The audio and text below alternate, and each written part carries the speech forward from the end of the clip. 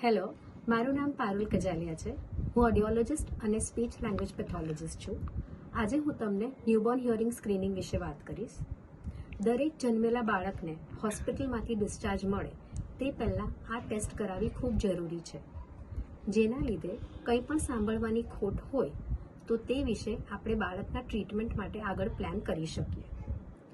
આ ખૂબ જ સરળ અને સેફ ટેસ્ટ છે, જેમાં એક નાનો એવો પ્રોબ બાળકના કાનમાં મૂકવામાં આવે છે અને જેના દ્વારા જે આપણો કાનની અંદરનો ભાગ છે, જેને આપણે કોક્લિયા કહીએ છીએ, તેમાં રહેલા ચેતાતંતુઓ વિશે આપણને જાણકારી મળે છે. આ ટેસ્ટમાં 2 રિઝલ્ટ આવી શકે છે, પાસ અને રેફર. જે રીતના રિઝલ્ટ મળે તે રીતે એક હિયરિંગ ચેકલિસ્ટનો પ્રોટોકોલ દરેક પેરેન્ટ્સને અમે આપીએ છીએ, જેના દ્વારા બાળકના વિકાસ માટે એ પેરેન્ટ્સ જોઈ શકે છે કઈ રીતના બાળકનું ડેવલપમેન્ટ થવું જોઈએ. જો સાંભળવાની કોઈ પણ ખોટ હોય અને તે નાની ઉંમરમાં આપણને એનું નિદાન થઈ જાય તો જે વસ્તુ આપણે પહેલા મહિને કરીએ તે 3જા મહિને એનું નિદાન સચોટપણે થાય અને 6 મહિને આપણે બાળકની સારવાર માટે આગળ વધી શકીએ.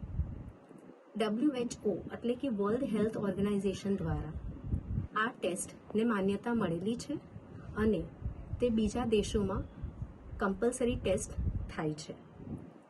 તો કેમ જરૂરી છે આ તપાસ? કારણ કે જો બાળકને કંઈ પણ સાંભળવાની ખોટ હોય કે ઉણપ હોય તો પછી તેની ભાષાનો વિકાસ અને તેનું સમજવાનું તેના દ્વારા અને બોલવાનું બધું જ આપણે જોઈશું કે બાળકમાં એની ક્ષતિ જોવામાં મળશે.